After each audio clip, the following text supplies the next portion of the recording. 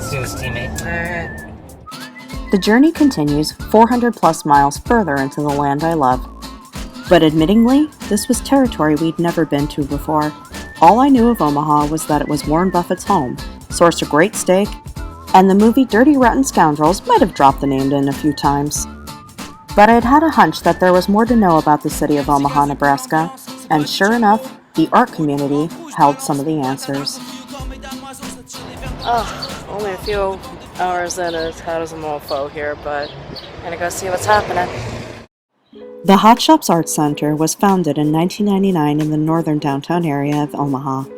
A converted mattress factory and the first major art and art-making center of its kind in the area, hosting artist studios, businesses, and education opportunities in its 92,000 square feet.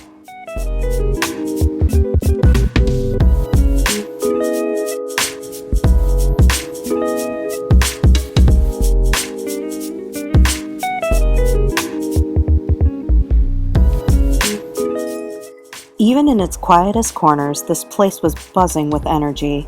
Even as the heat blazed outside, you could still find artists like Ed Fennell in the glass-blowing foundry, surrounded by fire and the fruits of his beautiful labor.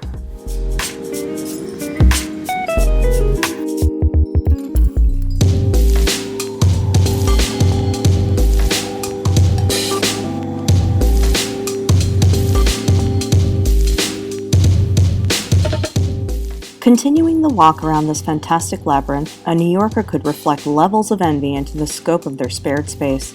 These were also folks who could make their full-time living doing what they did. Amongst more of these artists in the hot shops were painter Kaitlyn Embury and sculptor Kelly Wold, both with their own stories on what led them here. I was in school in California for animation, and I was doing stop motion, and I figured out that I really liked the sculpting of the little characters rather than the minutia of the animation. And so when I moved here, I transferred to UNL down in Lincoln, and they don't have an animation program, so I switched to sculpture. I had a series of different professors, and one in particular really pushed me out of my comfort zone, and that was the result, was to go from really tiny things to really big things, and I really found my comfort zone with figurative. You were allowed to do that in the space also. Yes, I just moved into the hot shops. It's almost a year now. You just meet so many cool people that walk through. The art community is just one. You'd rather all of these amazing people, you put them in one building. Right. And there's 87 artists, I think, in here. And I went to college for this career, and I go home, I quit my job, and I go, Mom, I love you, but I just quit my career and I got an art studio in town. She goes, what?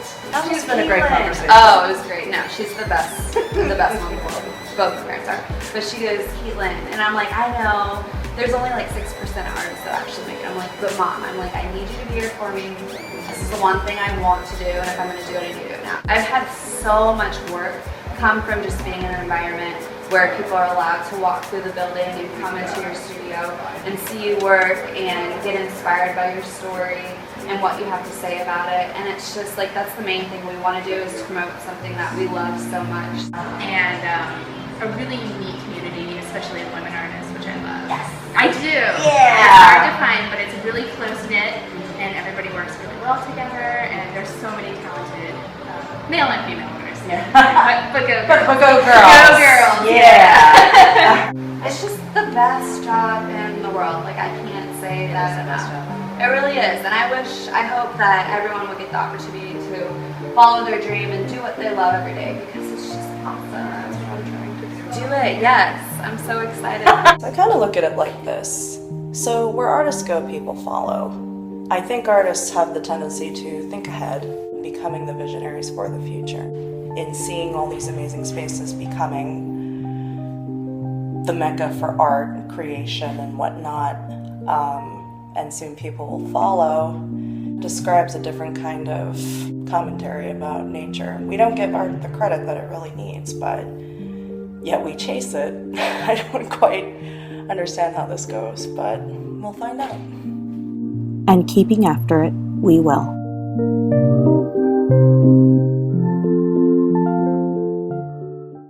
Thanks very much to our hosts in Nebraska And now we're off to Denver.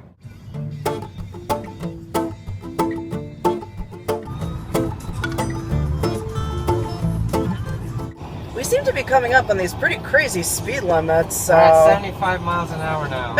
And we're allowed to drive at. Well, as long as it gets us there.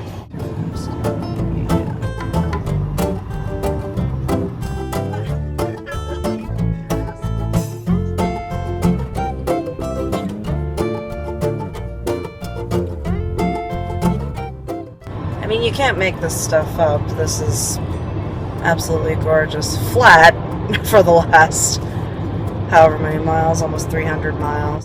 Pull out this Dumb and Dumber. Yeah, seriously. I would never ever insult John Denver, but I'll leave that all on my husband here.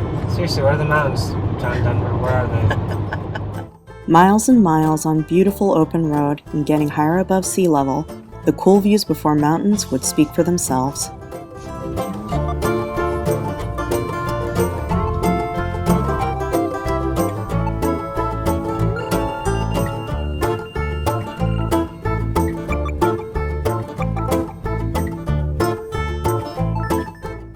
Knowing we'd hit Denver only for a brief time, there was a mission to go see where the Red Rocks and the art world would meet. Originally conceived as a place where artists could perform in the great natural acoustics and beauty of Mount Morrison over a century ago, we arrived to a little more than an introduction than we anticipated.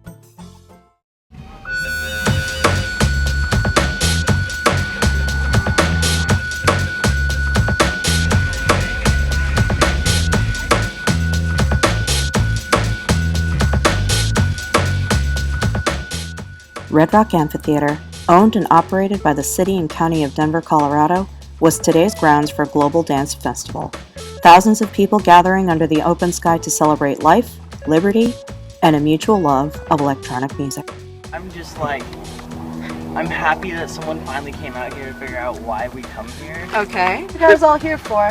Oh, it's about to get down. Yeah, what are you... Here to get down. How long are you going to get down All for? 3 days. All 3 days. Like, it's a big family, you know. The motto, PLUR, peace, love, unity, respect. It's a time where people can come together and we can, you know, be peaceful with one another and show each other that we care about each other and, you know, you look out for each other. We all really love the music. Everybody's laid back and meet tons of people. It's just because everybody's super friendly. They're just here for the same thing. So everybody's here for enjoy the music, enjoy each other's company. Nobody really cares about, you know, everybody. The community, the people, because he's here, or she, and I don't know, they don't judge. My parents didn't let me before, but I've always wanted to come up here. Well, they know now.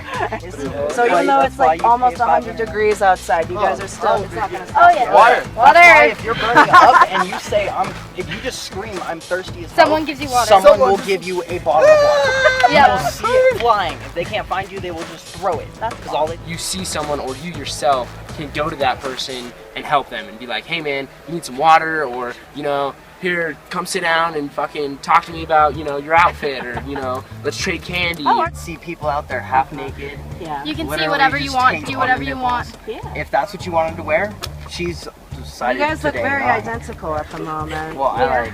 Well, I mean, I don't know if this was intentional or not, but anyway. He wore a vest, and then I was gonna wear a tank top. He's like, yo, you want a vest? I'm like, yeah. And you've got one on. The way that I always do it, like, I always try and pick, like, the most interesting clothes that I have. At a show, it's a time where you can wear whatever you want, and nobody is going to care or judge you. Like, if I went to school wearing this back in high school, I would have been judged really hardcore. In New York City, I come to a rave, you know. Coming out here and getting to experience that with a huge crowd of people that are also enjoying it in one of the best venues in the world is an unbelievable opportunity. It's wild to be here if we can enjoy, you know, music with each other. It was Even if they shut down Red Rocks, we will find in the somewhere else backwoods of to Arizona. go. Yeah. Freaking, they set up the biggest fucking, just like this shit, and they just invite all the college students out. It's badass. This is still gonna go down. Peace, love, unity, respect. We all have to come together and be a part of each other and be a part of what we all love, which is the community and both music and just, you know, good people, good vibes, good times. Well, it's something we stumbled upon, but this is America. And looks like everybody out there, even though, you know, you could easily be misinterpreted. This really is just a celebration of love and music and call it what you will, but it seems like people are pretty happy here and happy to get together. And with that, we graciously continue on.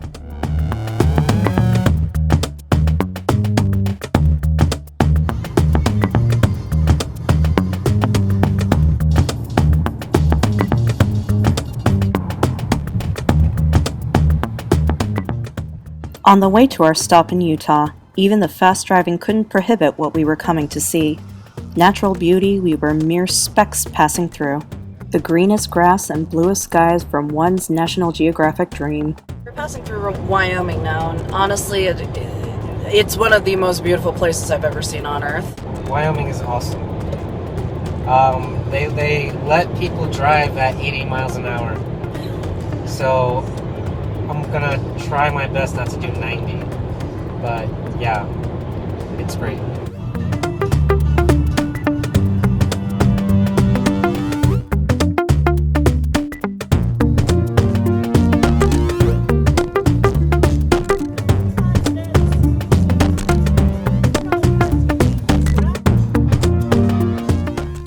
Finally reaching Utah, with more breathtaking views and another short few hours at hand.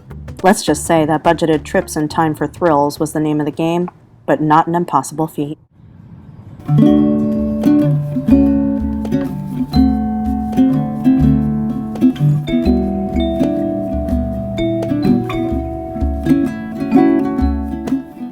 Opting out of waiting in line for a restaurant, we made the choice for a few dollars on food and ending the day in Big Cottonwood Canyon. What can you do? Personally, I think this is a better trade-off anyway.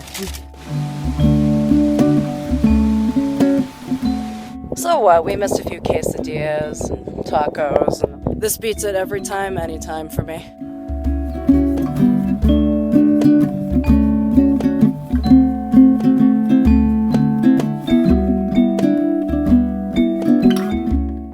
Home seems even further away when you're traveling in the car, but given all the great and promising things we've seen so far, the anticipation weighs well and excited on whatever we'll see next.